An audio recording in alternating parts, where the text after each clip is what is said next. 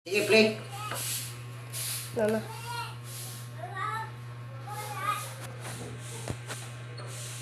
Okay, so what's up mga guys? Magandang araw naman sa ating lahat, no?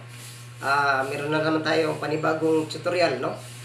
Ah, maraming ah, maraming matututo at paano malaman, no?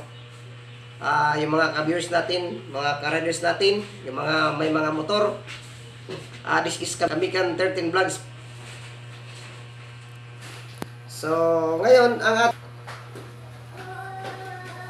ating tatalakayin ngayon ay ano nga ba ang piston, no? At bakit ang piston ay kailangan ng ating mga motor. At bago natin yan alamin, so mayroong mga part ng ating piston na dapat malaman ng marami, lalo na sa mga ka-riders natin, na ano bang purpose ng piston at bakit sa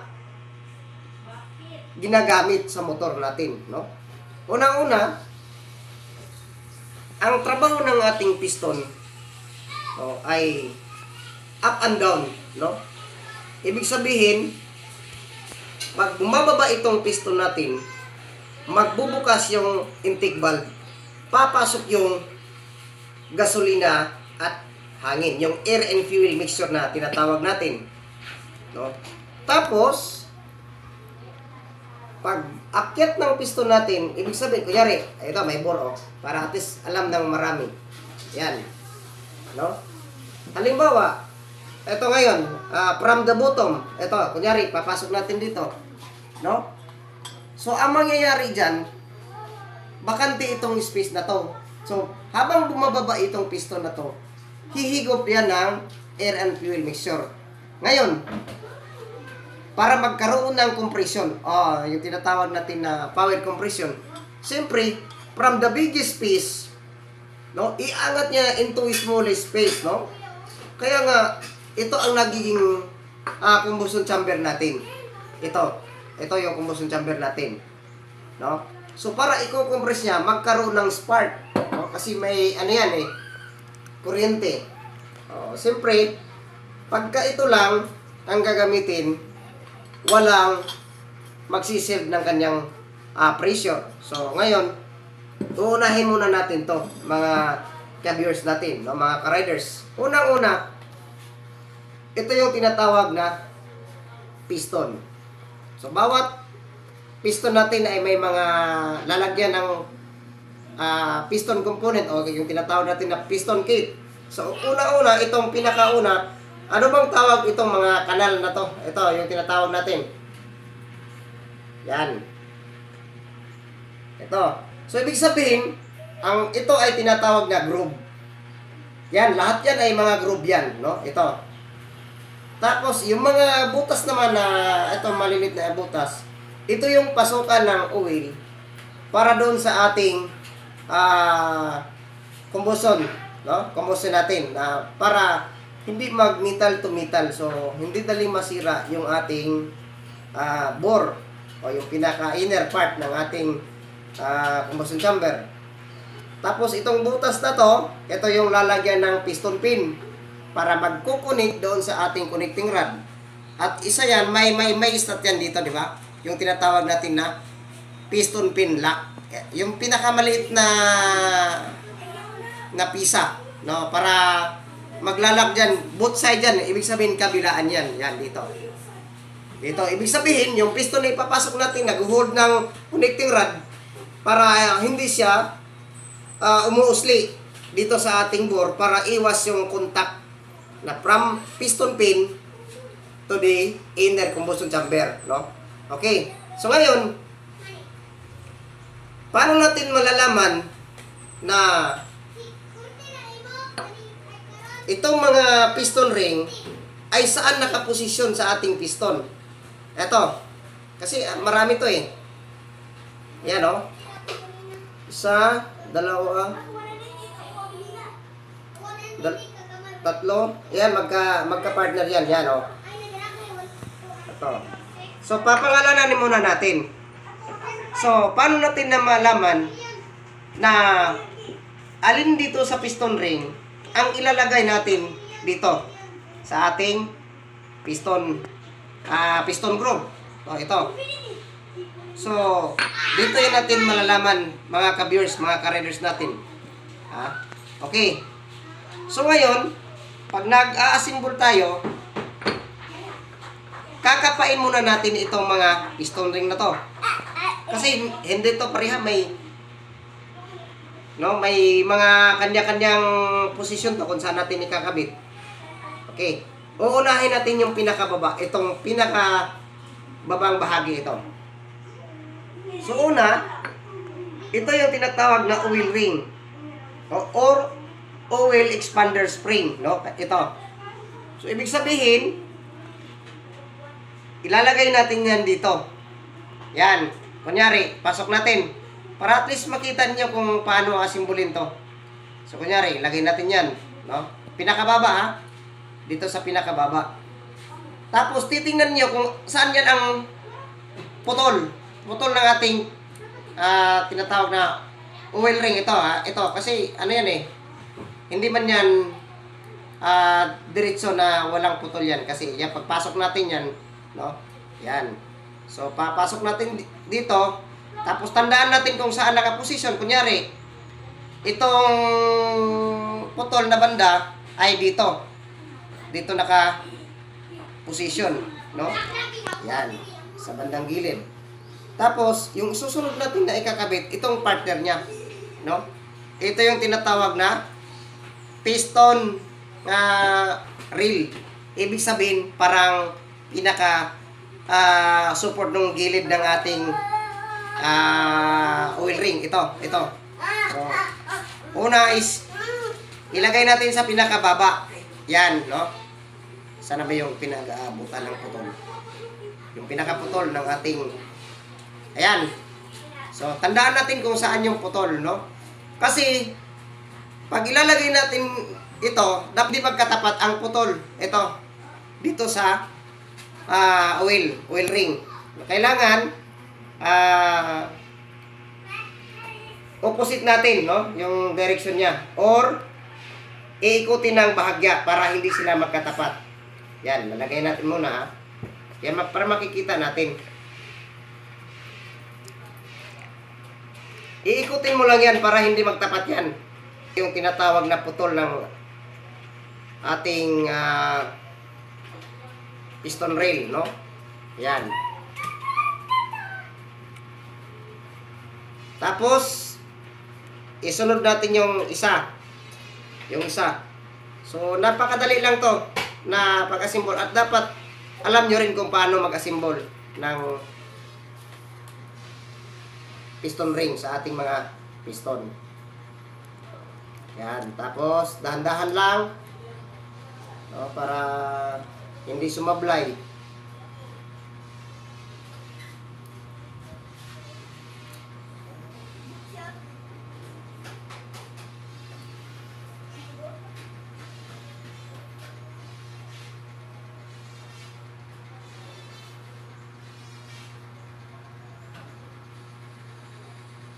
Baba ng bahagya to, ha?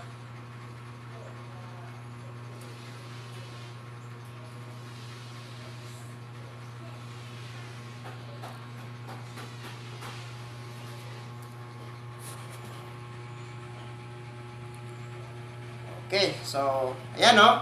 Hindi nagtapat yan. Halimbawa, kung dito yung putol ng ating oil gallery, spring, yan.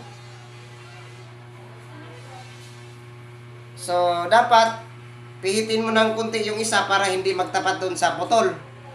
Ganon din yung isa natin na yung pinaka-top niya dito sa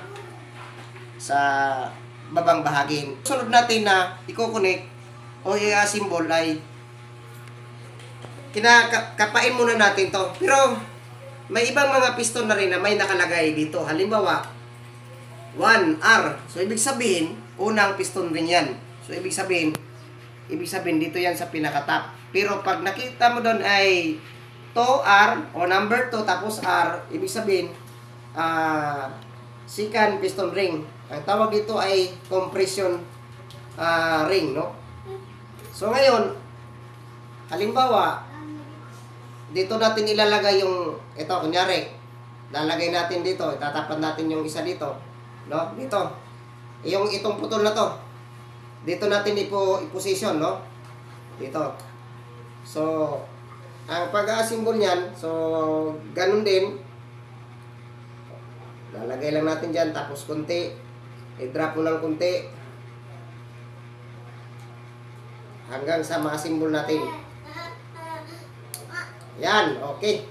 So, naikabit na. Ha? Kunyari, dito mo yan ipoposition, ha? From the lower, o yung tinatawag natin na bottom na piston ring, ay lahat yan ay itong putol nila ay hindi magkatapat. Para walang sisingaw o mag-i-exit na pressure pag nagkaroon ng compression. Kunyari, dito yung isang piston natin, piston ring, secondary piston ring. So, ang isa naman ay dapat dito sa kabila. Halimbawa, dito natin ilalagay itong pinaka-top ring, no? Dito, kunyari, sige, subok natin, no?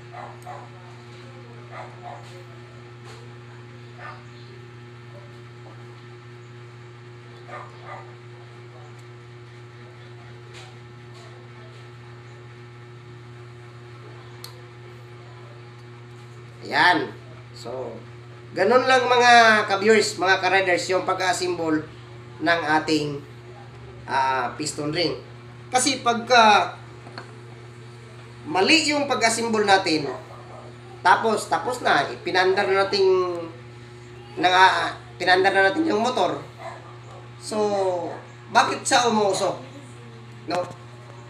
So, ito yung basihan natin. Baka yung piston ring ay nagtapat. So, ibig sabihin, yung mga putol na yan, ay nagtapat. Ibig sabihin, so, taas yung tansya o possibility na yung pressure, pag nagkukompress yan, ay i-exit yan. Kaya hindi gaano masusunog yan o may papasok na oil sa pinakatap ng ating piston. So, kaya uusok din yan. Pero, bagong palit, tama yung assemble natin, pero ganun pa rin, umuusok pa rin.